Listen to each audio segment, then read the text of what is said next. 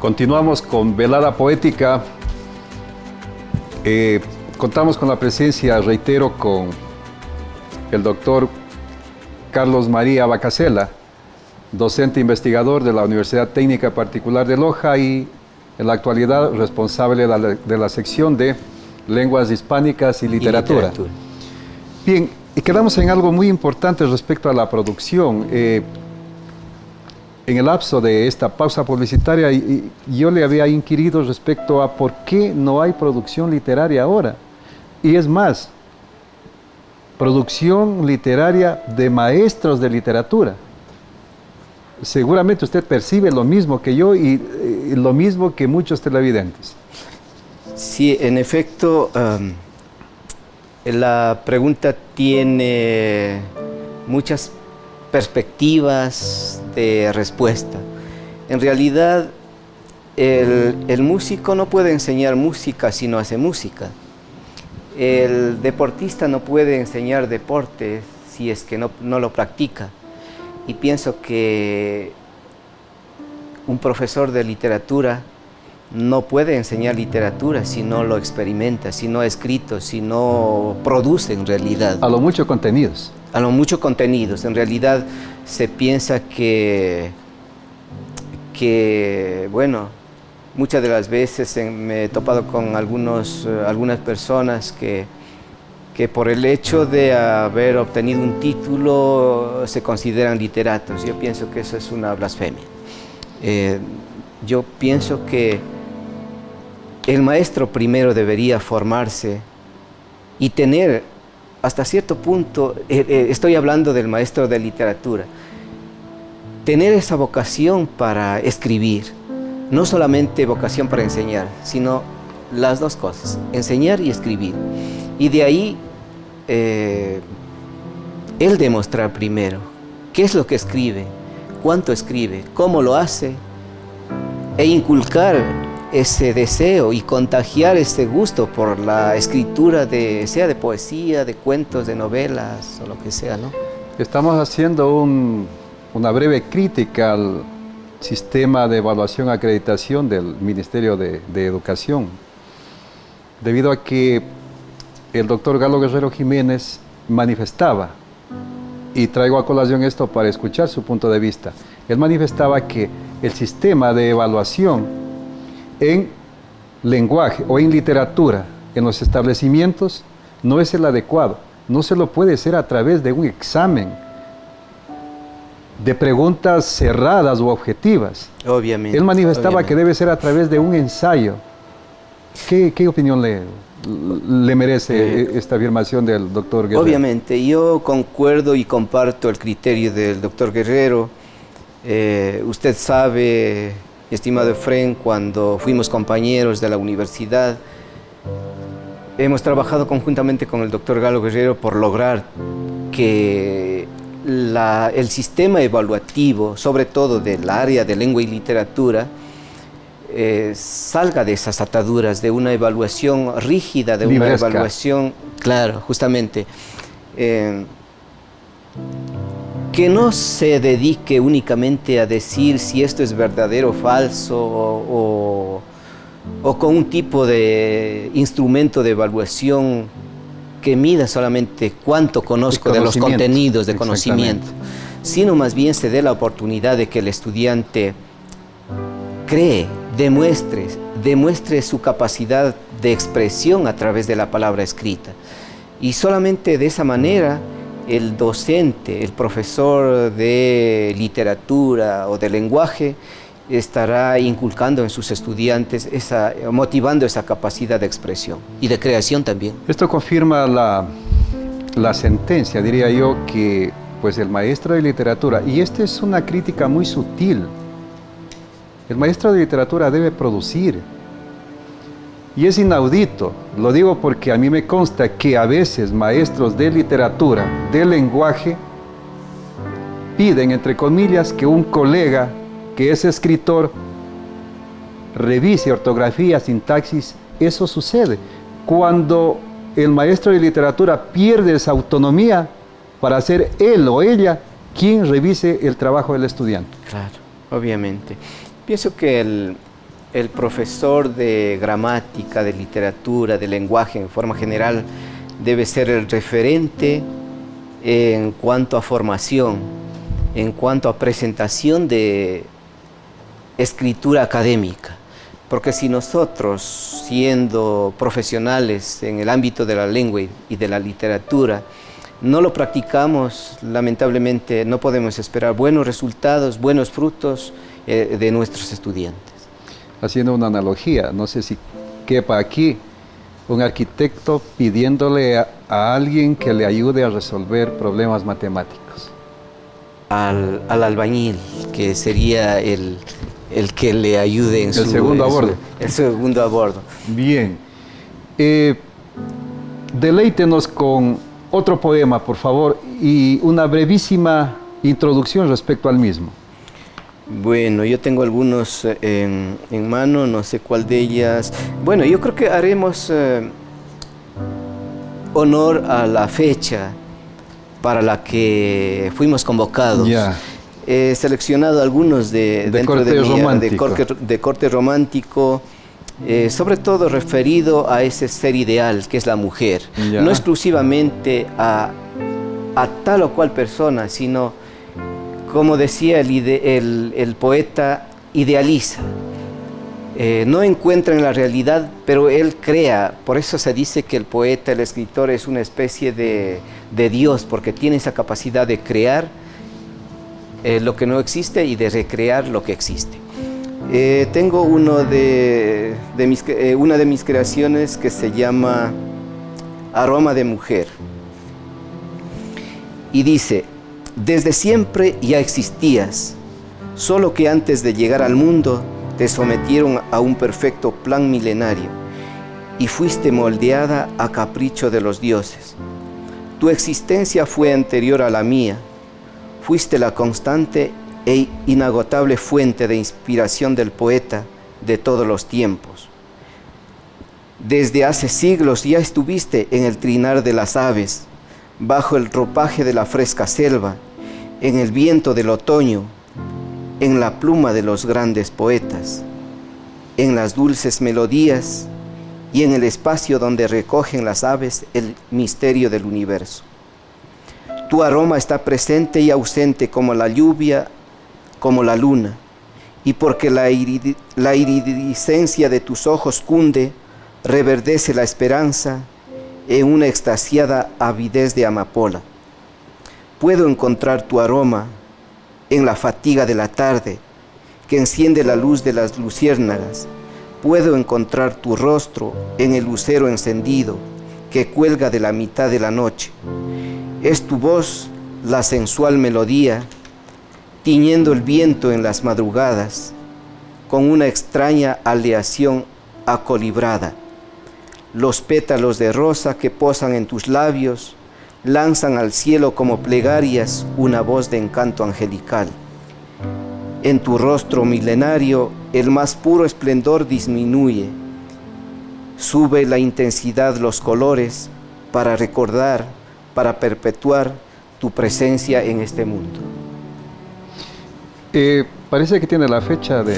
Sí, este está fechado en mayo 26 de 1993. Quizá cuando recién ingresé a la universidad, a trabajar en la universidad. Casi fuimos contemporáneos. Yo ingresé por 1994, por ahí. Sí, me parece estuve por el lapso de 13 años. Voy a hacer un contrapunto y voy a leer este poema cuyo título es A mi madre, escrito por la poetisa de Tulcán, Inés Ortiz, que reitero, agradezco el envío. A mi madre, yo quisiera poseer en este instante la inspiración más grande y más sentida y entregarte de amor estremecida una ofrenda de luz pura y brillante. Yo quisiera buscar entre las flores su secreto lenguaje, su fragancia, su exquisita belleza, su elegancia, y entregarle una ofrenda de colores. Y quisiera volar al infinito, en un mundo de paz, hacer mis versos, recoger luceros que hay dispersos y dejar sobre el sol tu nombre escrito. Y sumando fulgor y melodía, desde la cumbre intensa de mi anhelo, exaltar el valor de tu desvelo y tus grandes virtudes, madre mía. El amor filial reflejado en este poema. Sí, en realidad yo pienso que escribir poesía, y yo lo digo desde mi modesta ubicación, de un ser que trata de buscar la perfección a través de las palabras. Yo encuentro, y igual quisiera escuchar su opinión, en la poesía el medio más idóneo de expresión del alma y a través de los sentimientos, porque la poesía es una especie de un lugar donde tiene esos recovecos, donde esconde el sentir del corazón, donde uno puede confiar. La poesía es la más fiel confidente del poeta, porque como usted sabe, Fren, la poesía se escribe a través de metáforas, de imágenes, un juego de palabras que pueden esconder o pueden maquillar la realidad. No sé cuál es su criterio. Desde mi punto de vista, yo por eso hago poesía, porque he encontrado el mejor medio de expresión. Claro, sin menospreciar los otros géneros. Yo sé que todos los géneros, pero desde mi punto de vista, yo personalmente he encontrado esa posibilidad de esconderme, de vestirme, de ser lo que en la realidad muchas de las veces no soy y de lo que no se encuentra. Claro, comparto el criterio. Al utilizar las diferentes licencias, uno puede expresarse de mejor manera y apelando al sentimiento interno, porque básicamente es eso, la objetivación interna traducida en el hecho, en la palabra escrita. Hay una suerte de facilidad para moverse. Pero esto con un poco de experiencia, porque no podemos pedir lo mismo para aquel que se inicia. Y es mejor que se inicie, digo yo, es mi criterio muy personal, sin que conozca la rigurosidad de una métrica, a que lo conozca, porque quizá eso lo desmotiva. Y concomitante con esto, yo escuché su último poema. Utiliza usted algunas metáforas que en algún momento no son tan comprensibles para el común de los mortales, para el público mayoritario. Entonces surge la pregunta, ¿la poesía tiene diferentes escenarios o diferentes públicos para quienes va dirigido? Partiendo de la complejidad, en algunos casos, del lenguaje abstracto que se utiliza y no necesariamente el coloquial, que es con el cual la mayoría nos sentimos bien. Se identifica también. Yo pienso que, voy a repetir lo que me dijo alguna vez mi profesor, Jorge Dávila Vázquez. La buena poesía se la siente como la buena música. ¿Ya? Entonces pienso que todo el mundo podemos disfrutar de la música cuando nos llega al alma, cuando nos toca la sensibilidad. Y pienso que de la misma manera, un tipo de poesía que utilice un tipo de metáfora, sea complicada o sencilla, puede llegar al lector. Yo pienso que más depende del grado de sensibilidad que el lector en este caso tiene, porque usted sabe que la poesía necesita creadores y lectores especiales. No cualquiera puede comprender la poesía, no así, por ejemplo, un cuento, que puede también requerir un grado de dificultad para comprender, pero en la mayoría de los casos se va creando escenarios, acciones, personajes, y uno también se va imaginando. Y no así con la poesía, que muchas de las veces se nos presenta así de improviso, en forma súbita, una metáfora que a lo mejor sea incomprendida para un lector común y corriente. Bien, vamos a escuchar, lamentablemente por el tiempo, su último poema, por ahora. Bien, como había dicho, yo escribo algunos poemas que hablan de algunos lugares, me traen a la mente muchos escenarios, personajes, y bueno, creo que alguna tarde, transitando por una ciudad que había estado años antes, se me vino a la mente crear la siguiente composición, que lo he titulado Algunas huellas. Ok, vamos a escuchar. Y dice: algunas huellas quedaron perdidas, heridas en el bullicio de las calles, casi maliciosas, desoladas, desamparadas, desaparecidas luego con la lluvia de los años de la inconstancia. Las busqué en las aceras, mojadas de llanto y olvido. Las busqué en cada rastro, a cada paso preguntándome, pronunciando el juramento que fue y ya no está. Y en las páginas del tiempo y entre líneas paralelas de suspiros que llegan hasta el cielo, desde el vientre de la tierra, de su tierra que ha labrado soledades, ausencias y vacíos, deletré el eco de su voz. ¿Ya no quedan huellas? Me pregunto y siento miedo. Tan solas y desiertas están las calles. Ahora ellas me reclaman su voz bajo la luz de los faroles que en proyección se funden en soledad. Son huellas del alma desgarradas que apenas mudas luchan en el cristal de las ventanas, en cada estrella del alto cielo, en busca tan solo de la sombra, en busca de algunos pasos perdidos en el tiempo, robados por la multitud que apaga y se hace nada.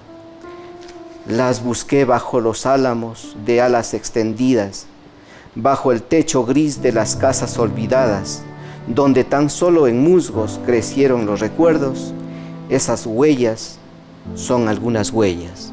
Está fechada el 7 de abril de 2006. Excelente. Bien, a manera de despedida, estimado Carlos, nos gustaría que te dirijas a la televidencia de la ciudad y provincia. Bueno, en primer lugar, hacer un llamado a los jóvenes,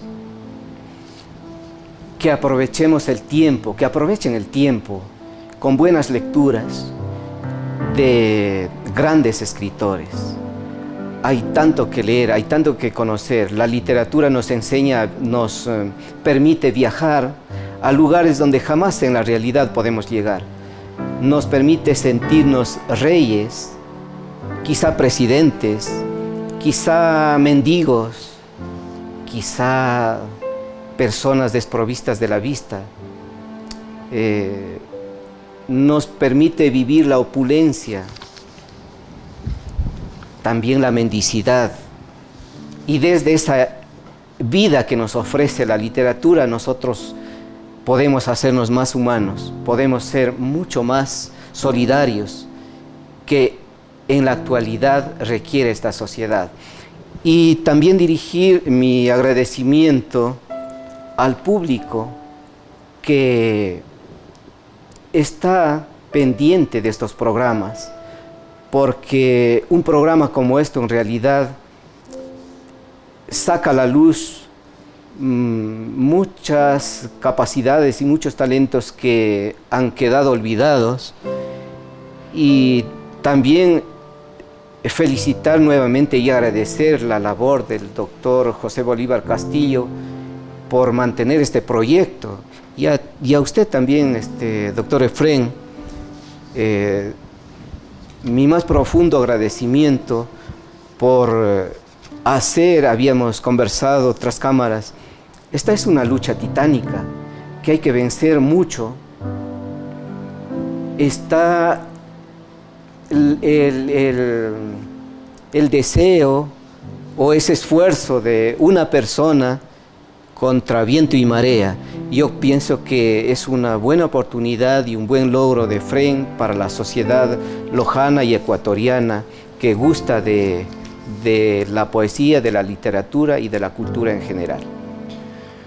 Bien, agradecemos al doctor Carlos María Bacasela, docente de la Universidad Técnica Particular de Loja, por habernos acompañado en este programa de Velada Poética. Y a ustedes, televidentes amigos, muchas gracias por dispensarnos su atención y los esperamos en un próximo programa.